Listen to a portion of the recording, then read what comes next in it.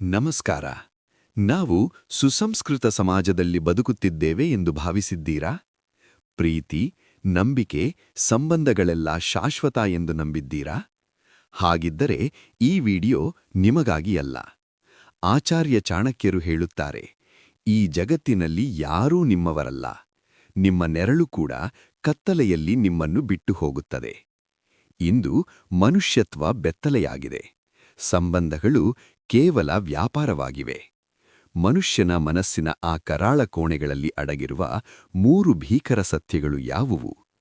ಇಂದು ನಾವು ಆ ಮುಖವಾಡಗಳನ್ನು ಕಳಚೋಣ. 1. ಹಣವಿದ್ದರೆ ಮಾತ್ರ ನೀವು ಮನುಷ್ಯ. The naked truth of money. ಚಾಣಕ್ಯರ ಅತ್ಯಂತ ಕಟು ಸತ್ಯ ಇಲ್ಲಿದೆ.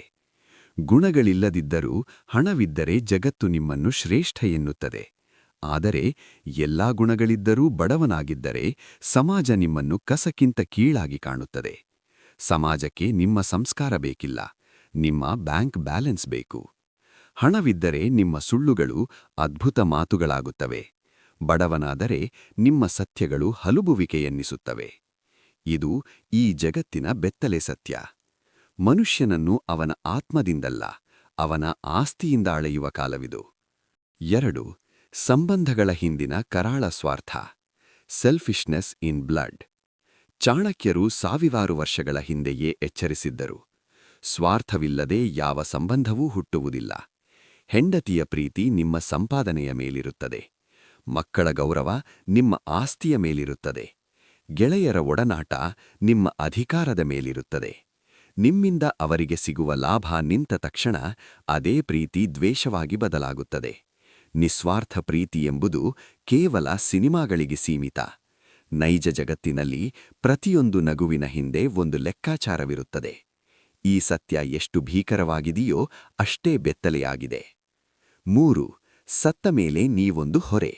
The reality of death. ನೀವು ಯಾರಿಗಾಗಿ ನಿಮ್ಮ ಜೀವನವನ್ನೇ ಧಾರೆ ಎರೆದಿದ್ದೀರೋ, ನೀವು ಸತ್ತ ಕೆಲವೇ ಗಂಟೆಗಳಲ್ಲಿ ಅವರು ನಿಮ್ಮನ್ನು ಹೆಣ ಎಂದು ಕರೆಯುತ್ತಾರೆ. ನನ್ನ ಪತಿ, ನನ್ನ ತಂದೆ ಎಂಬ ಹೆಸರು ಕ್ಷಣಾರ್ಧದಲ್ಲಿ ಮಾಯವಾಗಿ ಬಾಡಿ ಎಂಬ ಹೆಸರಿಗೆ ಬದಲಾಗುತ್ತದೆ. ಚಾಣಕ್ಯನ ಪ್ರಕಾರ ಚಿತೆಯ ಬೆಂಕಿ ಆರುವ ಮೊದಲೇ ಮನುಷ್ಯನ ಹಣೆಬರಹದ ಚರ್ಚೆ ಮುಗಿದು ಹೋಗಿರುತ್ತದೆ. ನೀವು ಹೋದ ಮೇಲೆ ನಿಮ್ಮ ಮಂಚವನ್ನು ಹೊರಗೆ ಹಾಕುತ್ತಾರೆ, ನಿಮ್ಮ ಬಟ್ಟೆಗಳನ್ನು ದಾನ ಮಾಡುತ್ತಾರೆ. ಜಗತ್ತು ನಿಮ್ಮನ್ನು ಅತಿವೇಗವಾಗಿ ಮರೆಯುತ್ತದೆ. ಹಾಗಿದ್ದ ಮೇಲೆ ನೀವು ಯಾರಿಗಾಗಿ ಬದುಕುತ್ತಿದ್ದೀರಿ?